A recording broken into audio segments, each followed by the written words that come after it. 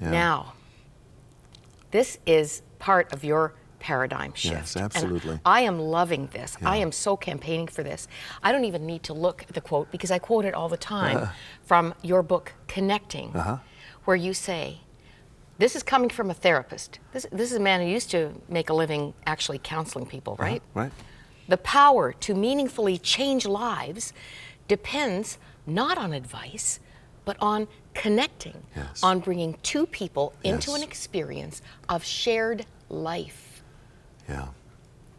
That means that an understanding friend is better than a therapist. Yeah. And cheaper too. A lot cheaper. You believe this? And there's been some actual research in secular psychology that supports that position. There's been a ton of research that I could quote. I'll just mention one.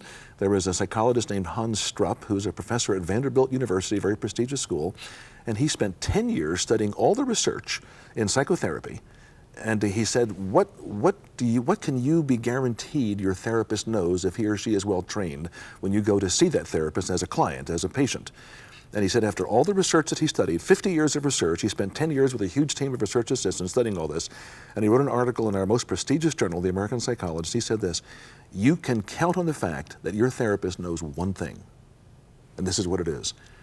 When you're hurting, sometimes it helps to talk with someone you trust. And I thought, wait a minute, I went to 5 years of graduate school, and I learned all this psychological stuff, which has its place, and it was catalytic and made me think a little bit, and also made me think a lot, actually, in all sorts of areas. But I've come to the conclusion that when I sit down with somebody, and I still do a lot of counseling, but now I do it at coffee shops and charge people a latte, you know. And that's actually true. In the tough cases, I charge them a double latte and get a donut as well. But you don't have time for individual clients. Well, I really don't for ongoing training kind of stuff. people. Yeah, I'm doing a lot of training and a lot of talking. But when I sit down with people, I just really believe that there's something about do I know the Lord well enough? Do I understand the word grace well enough in the core of my being that when we sit and chat, you're going to feel safe with me, and you're not going to be afraid that I'm going to jump all over you, or I'm not going to try to fix you. But I'm going to be with you wherever you are. And believe that there's life available from where you are to move in a direction that your soul longs to move, to become the fully alive woman that you long to be, the fully alive man that I long to be. One of my favorite quotes from an old theologian, Irenaeus, in the 2nd century, he said, the glory of God is a human being fully alive. What's it mean to be fully alive? When you're struggling with depression, can you move toward becoming fully alive? Could I walk with you in the journey to full life? That's what I want to do with people. That's what I want people to do with me. Wow. I'm glad we've got 2 weeks to glean the kind of encouragement that can take us from where we are right now to being more fully alive. Yeah. How close did you come, Dr. Crabb, to not being alive? That cancer journey, 97? I had 4 years of undiagnosed symptoms until one night when I was in bed, struggling in great pain. A physician friend came. She wasn't my physician, but she came with a little prayer team, and she said, you are so sick, you're going to the hospital this minute. Had I not gone to the hospital that minute, I would have died shortly after that. They discovered a cancer, which they didn't know was there for the 4 years of undiagnosed symptoms that were debilitating, dehydration, other things were in the picture. And the night before surgery, they stabilized me enough to prepare for surgery. And the night before surgery, I remember getting out of bed. My wife had to leave the room, hospital rules, you know, and I knew I was facing cancer surgery. Life and death were in the balance. I was given no guarantee I would live. And if I get a little emotional here, you have to put up with that.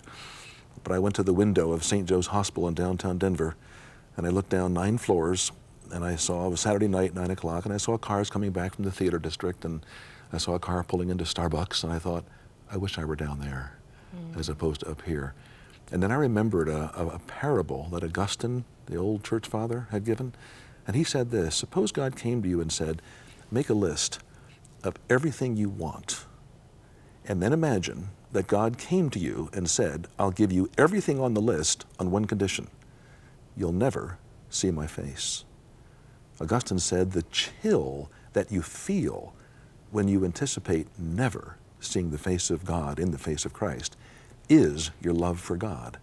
And I thought about, I'd rather be up here with cancer and know God than be down there with good health, having enjoyed a wonderful play and getting a good Starbucks decaf latte and a lemon bar, all of which I'd love.